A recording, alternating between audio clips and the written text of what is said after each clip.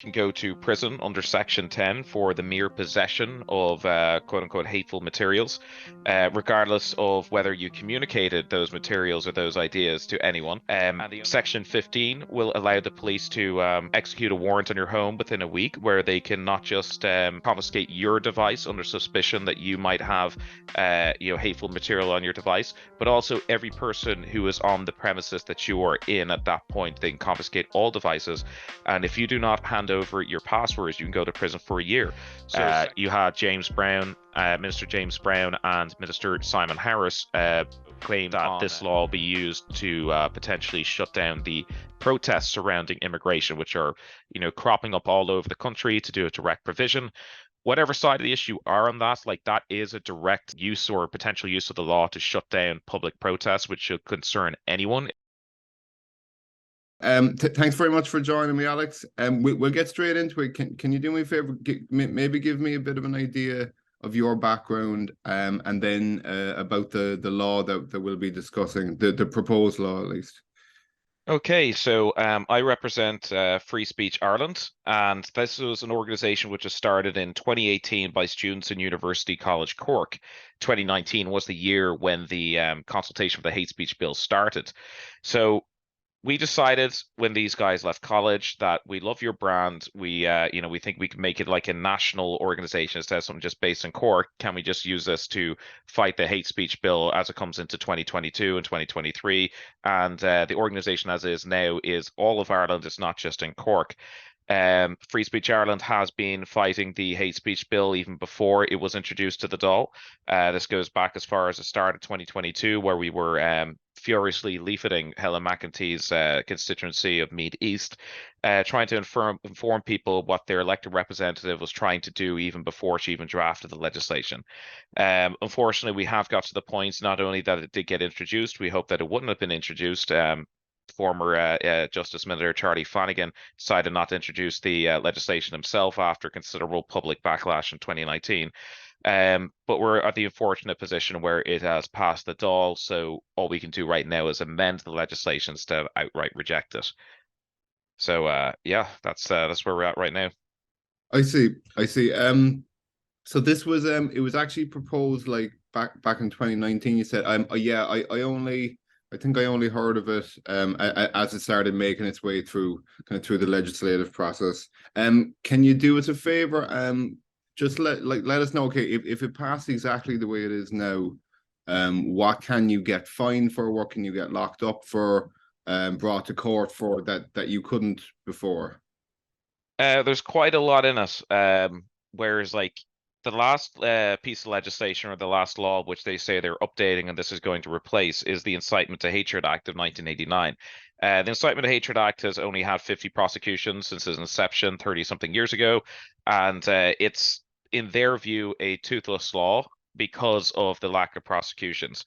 We're of the opinion that a law, you should not judge its efficacy by how many people are prosecuted. When you have something that is a law, you expect people to abide by it. So we kind of think that's a bunk idea, which they're trying to do where they're updating this law.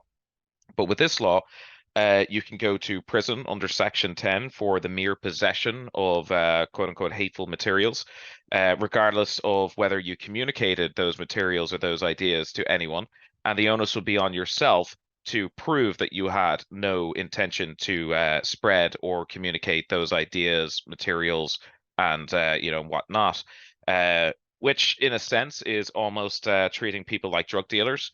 And I mean that with actually with no exaggeration, because this was itself that comparison made by Helen McEntee in her first Shannon address 2 weeks ago, that yes, we are making the onus upon the accused to prove themselves innocent, as we would with a drug dealer who has contraband at home and contraband substances, and they may have the intent to supply.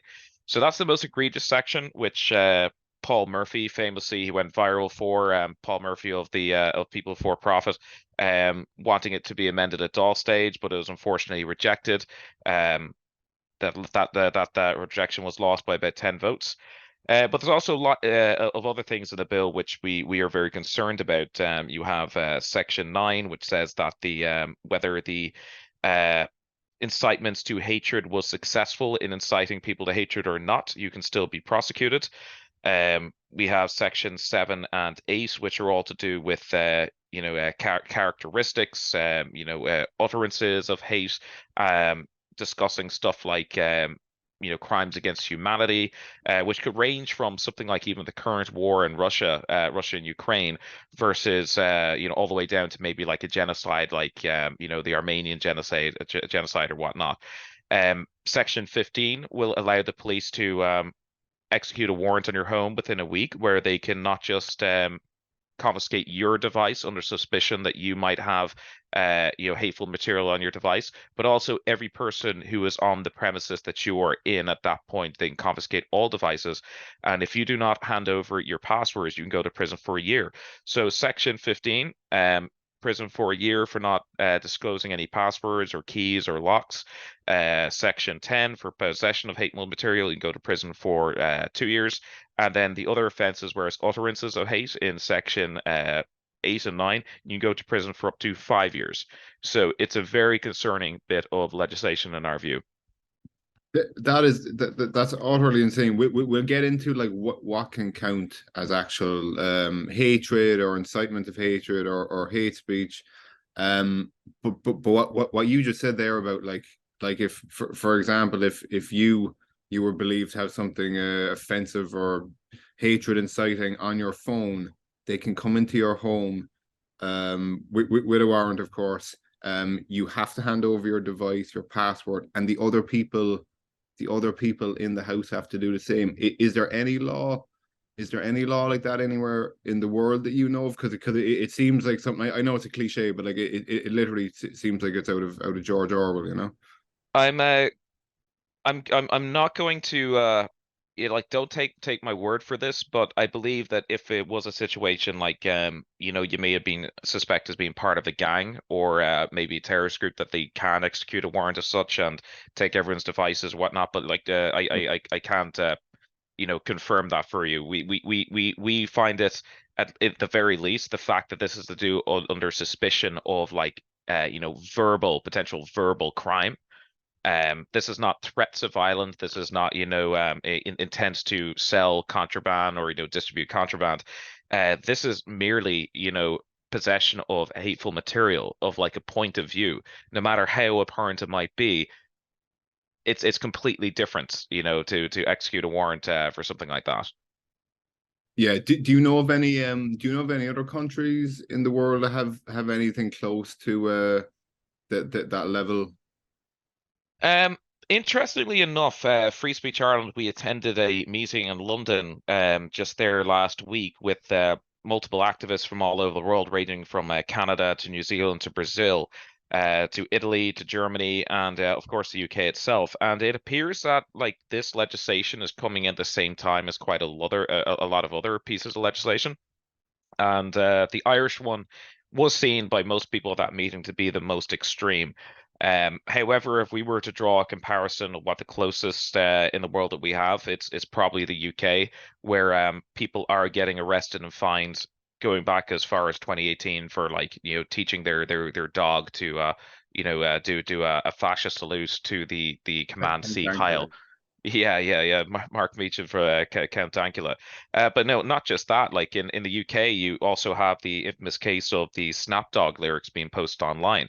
That was also back in 2018, and that's when a young girl, to commemorate the death of an old schoolmate, posted up lyrics on Instagram of a trap rapper called Snapdog. Everyone knows with hip hop, it contains quite a lot of bad language, multiple use of some racial slurs, though in the context where people would not consider hateful. Her merely posting that and publishing the lyrics on Instagram landed her with a curfew house arrest, where she had to return to her home at 8 o'clock every night because she was found to have posted hateful material. And then as recently we had a pub in London, forget its name, where they one of their themes is they had old Gollywog dolls on display. Gollywog being a character which Enid Blyton, I'm sure everyone who read the Famous Five and the Secret Seven growing up would be familiar with her, used to write quite a lot of Gollywog novels. And this was like a pub where their theme was all to do with that. They were raided by the police and shut down for a month, and for so long they're shut down they actually had to close their doors forever. So the Irish law, as it's proposed, is even more extreme than the UK. But the best comparison I can bring up of a country which currently has these laws is the UK, and it's just been disastrous, a complete waste of police time. And we already know in Ireland that the police, you see multiple articles being published every other day about how under-resourced our police are, and we're going to bring in another law for, these frivolous, thought crimes. Yeah, I was gonna say there's I think in a lot of areas Gardaí are like dropping like flies. They're quitting, and yeah, having to I can only imagine how demoralizing it would be to have to go around enforcing these laws. I mean, you'd have to imagine most guards would probably be against it themselves. I'd Um, imagine, and they're so vague that I'd imagine like Gardaí would be quite confused over what is an arrestable offence and what isn't. Um, and like the vagueness of the law has been brought up multiple times in the Seanad over the two debates over the last couple of weeks. And the response from the Justice Minister, Helen McEntee, is she wants to retain the vagueness because it will allow for easier prosecution. So it's quite frankly ridiculous. that's utterly insane. Like the fact that they would say that out loud, you think it would be like the quiet part that you don't say that they don't say out loud. They do that a On lot. on that note, of the vagueness, even in the prohibition of incitement of hatred act in '89, which this one is kind of updating, I suppose. Am I correct in saying that that doesn't even define hatred in the bill itself? No. I don't think it defines it itself. Though, like if like part of the I guess purpose, the way they're trying to sell updating the legislation is it needs to get in line with the modern era, get in line with the times. Like we would be happy, I guess, if something was to be updated to define hate, because it's one of these like definitions which is constantly fluid, constantly changing. Also, Niall Boylan yesterday explaining that even words like racist meant something completely different 15 years ago. Where if you were to call somebody racist, everyone in the whole of Ireland would take you to mean that you were prejudiced against somebody because of the color of their skin or their ethnicity. Whereas racist now to a lot of people means somebody who is like systematically racist, or they're in receipt of like privilege points for color of their skin, ethnicity, and whatnot. Hate is the same thing. Hate is even more fluid in its definition. It could define an emotion, and it's only in the modern era where it's sort of defying like maybe uh uh bad things, for lack of a better word, saying bad things about somebody because of their characteristic.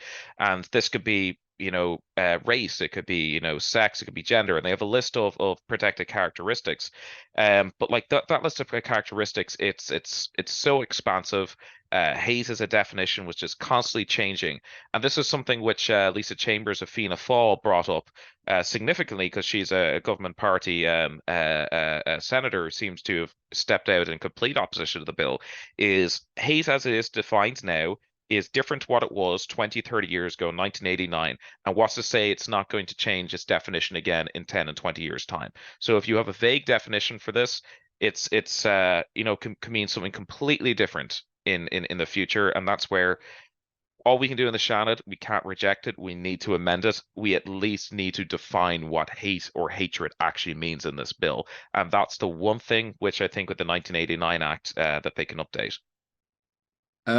Speaking of like the protected categories laid out in the new legislation, and one of them, as you mentioned, is gender.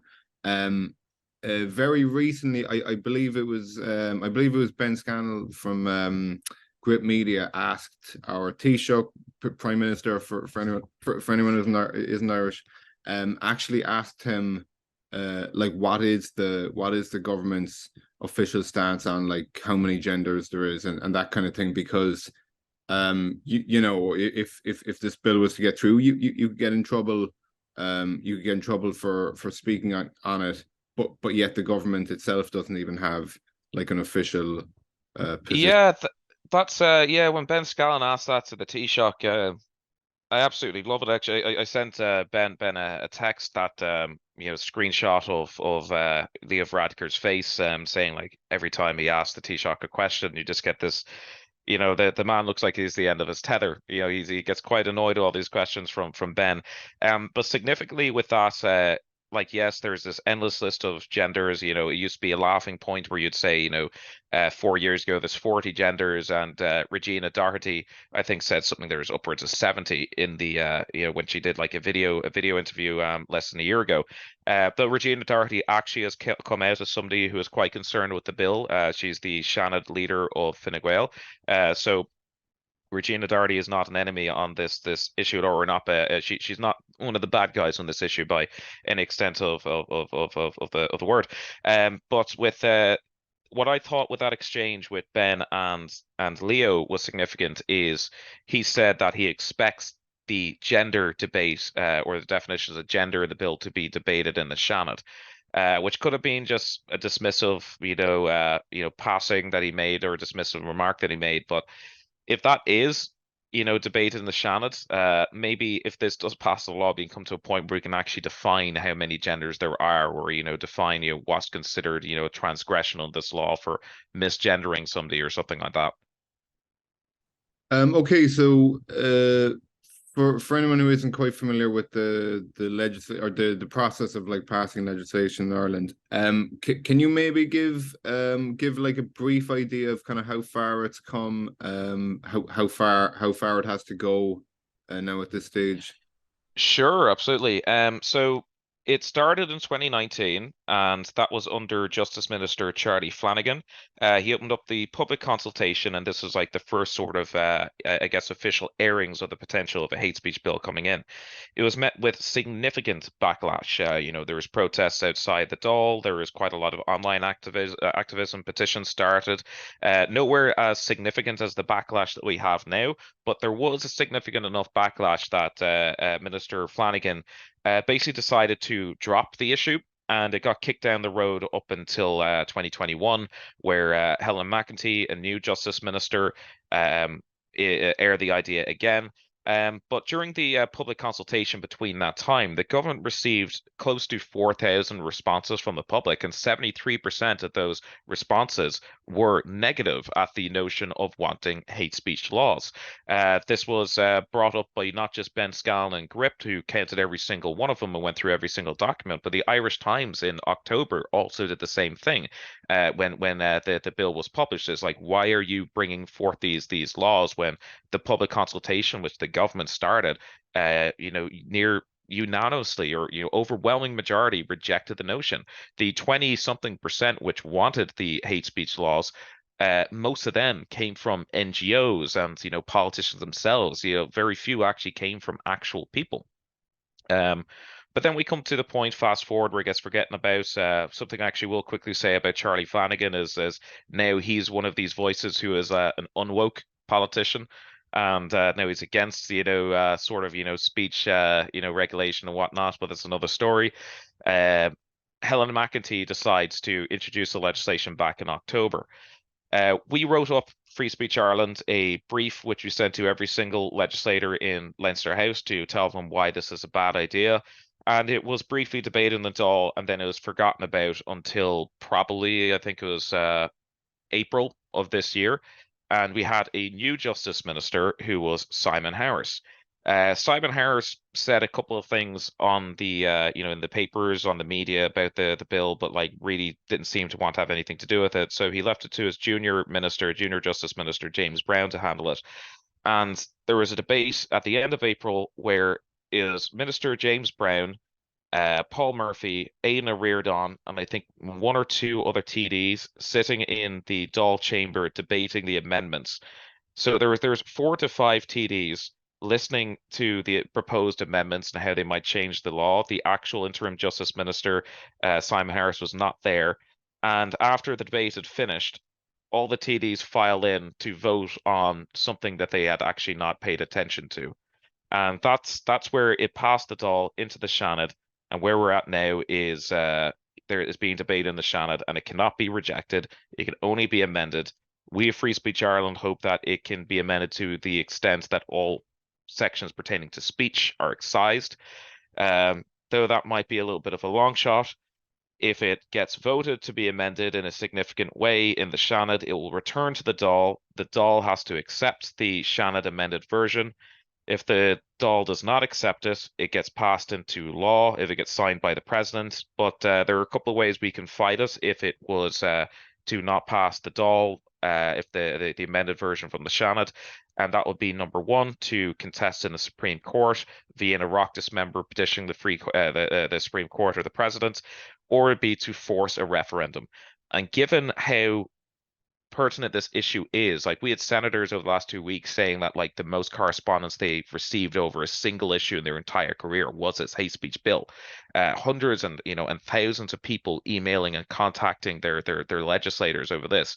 Why not have a referendum? It's Fianna Fáil, senator from them, I forget, I think it's Senator O'Donovan, even publicly called for a referendum. And that is a distinct possibility the way it's going at the moment. If it was to pass the Seanad and not pass the Dáil, the Seanad has the right to force a referendum. And we hope it will get to that point if it did. Okay, see, so it's gotten so far that it can't be like fully turned back on. So the best hope is just to amend the F out of it. That's Um, true. It's a criminal justice bill. Quite a lot of it is to do with violent crime, and I don't think anyone is particularly concerned about the violent crime. Like, a lot of it does surround, the concept of hate crime. But like, it's really the speech stuff. There's four to five sections which deal directly with speech. In an ideal world, we like to see this, like, every single section of that to be excised. But it's probably going to be at the point where we get rid of Section 10, which is the possession of hateful materials, get rid of Section 15 because it corresponds with Section 10, and then hopefully get rid of Section 9, which Section 9 is over whether you're successful in inciting somebody to hatred or not, you are still prosecutable. That's probably the best hope we have. And unfortunately, like, there might be a case where there is like a watered down version of sections 8 and 7, which are all to do with protected characteristics and utterances and communications of quote unquote hate. I see. Yeah, people. I'm telling you, it's the type of thing. I think if you haven't kind of looked at history and looked at the way governments have abused laws where they can stop people from freely expressing freely expressing their opinions using free speech. It's incredibly scary because the subjectivity of it, like something that one person might interpret as a joke. If there's a legislator who wants to, or sorry, a government actor who wants to convict someone, then you can take something that Oh yeah, really that's harmless for humor, and you can interpret it as like a hateful statement. It's pure subjectivity. Yeah, no, as you were saying earlier, saying the quiet part loud, which is something which Irish politicians, consistently do. We've had probably five different politicians, four coming from the government, who have said at some stage that they are a victim of hate speech when they weren't. Famously, Charlie Flanagan, during his petitioning for the hate speech laws, claimed that he was a victim of hate speech when he was on the radio, and said he was at the ploughing championships. When people sourced this interaction that he had with a voter, it turned out to be somebody was asking him a hot button question about immigration, and Charlie Flanagan refused to ask, and he walked away. It was a little bit of that he was accosted in a way. It wasn't violent. I guess it was heated the way the question was asked of him, but Charlie Flanagan dismissed that on the radio as like, somebody asked me about immigration. Therefore, it's hate speech. You have Cathal Crowe, who last year in the Dáil claimed that the Irish Freedom Party would be shut down under this law because it's a hateful party. And it was later even published by the Irish Independent Irish Times that he had a personal grievance with the chairman of that party, because the chairman of that party used to sit on Board Pleanála and denied him planning permission for something on his farm a few years ago in County Clare. You had James Brown, Minister James Brown, and Minister Simon Harris claim on TV3 or Virgin Media and on the radio that this law will be used to potentially shut down the protests surrounding immigration, which are, cropping up all over the country to do a direct provision. Whatever side of the issue are on that, like that is a direct use or potential use of the law to shut down public protests, which should concern anyone. If it's done for that, it might be done for water charges or for something smaller. Um, and then you did have a senator from Fine Gael, I forget his names from the top of my head, who last week actually did directly say that jokes leads to violence, and he likes this law because it actually might outlaw off-color jokes. Um, so it's quite expansive and particularly dangerous, I think. That's absolutely mental. On the note of those the protests about the level of refugees coming in. I mean, if you look at a photo from any of them and take probably 80 or 90% of the signs, it might be something like Ireland for the Irish or whatever, which I wouldn't be all that insane about, but like almost any of those signs could be, if you wanted to interpret it as being something hateful against immigrants or against foreigners, you could, and I think it would just take that law being wielded against like a few people, kind of make an example of them, and then everyone else is afraid of kind of voicing an opinion that may be interpreted and targeted by those who want to shut it down. It's quite scary, like. It is, yeah. It was only on Now Boiling yesterday where I was debating a gentleman called Stephen who was in proposition of the law, where he said that oh, your incitement to hatred, people saying like all gays are will not be, prosecuted on this legislation. The thing is, they will. It's incitement to hatred as well. If you incite people, if it's a reasonable case can be made in the courts that you've incited somebody to hatred. Even saying something like Ireland for the Irish, it could be a terrible thing, like saying, all gays are pedophiles. It could be it could range from that to saying something as simple as Ireland for the Irish, or there's only two genders. If it could be taken and a case can be made that potentially is an incitement to hatred, it could go to the courts. You may not be convicted, but the simple circumstance where somebody could be arrested for something that they say, their reputation would be long destroyed. They may lose their job before they're ever exonerated in the court system. So yeah, it's even a simple sign like Ireland for the Irish, and there's only two genders, potentially could wind up with somebody being arrested, maybe not convicted, but they will have to go through the legal system. And one last thing there before I leave you go, I appreciate the time. Is there any sort of polling data or anything on the general public's opinion of this? I know you mentioned about when it was originally brought in. Is there any more recent kind of data or So, polling? I mean, if you look, unfortunately, this no. is sorry, just one. This is anecdotal, but like anytime on Twitter, if you click on even like a mainstream media article about this, if you go into the replies, it's, I'd say 80 or 90% negative. You get a few people kind of saying, "Oh yeah, we need it," but it's like it's a small few. I know that's anecdotal, but yeah. So I'd say, unfortunately, no, we don't have any recent polling on this issue. The most recent media poll that was done was on Claire Byrne, I think, back in 2019, where it showed I think in the region of 75% of people didn't like the notion of hate speech laws. The best we have going is the 2018 blasphemy law referendum, where 65% of the Irish public voted to excise the blasphemy laws from the Irish Constitution, where not just for criticizing the Catholic Church, but any religion was, an offense. And famously, Stephen Fry, who made such an utterance in Ireland that could be considered blasphemous, was investigated by the police. So we have that. In a national vote, 65% of Irish people voted to expand free speech laws. We have the public consultation, where 73% of responses were against the notion of hate speech laws. And then probably the most recent thing that we can point to say like universal rejection and near universal rejection is 5 different senators have personally attested in the Shanna chamber that this is the most correspondence that they have received on a single issue in their careers. So we don't have any scientific polling. Um, we only have that national vote in 2018. It's a little bit a bit of a while ago. We have the public consultations, but unfortunately, we have no scientific polling to say whether this is called for or not. Very good.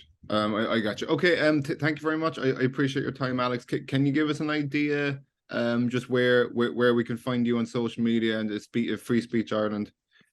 So you can find us on Twitter, Instagram, TikTok, Telegram, Facebook, all under the moniker Free Speech Ireland. We have a website called freespeechireland.ie. We'd encourage you to follow us. We have a mailing list, and basically we just keep people updated on where the law is going. Potentially, the law could be kicked down the road again until September, as there's only 2 more weeks left of sitting Shanad days before the Dáil recess, where the Dáil will close for 2 months.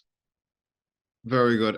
In that case, we may speak again in the future. Now we'll see how this progresses, or hopefully doesn't. Hopefully gets amended to the point where it doesn't resemble what it is now. Yeah, hopefully so. Very good. And thanks very much, Alex. I appreciate it, mate. All right, thanks very much.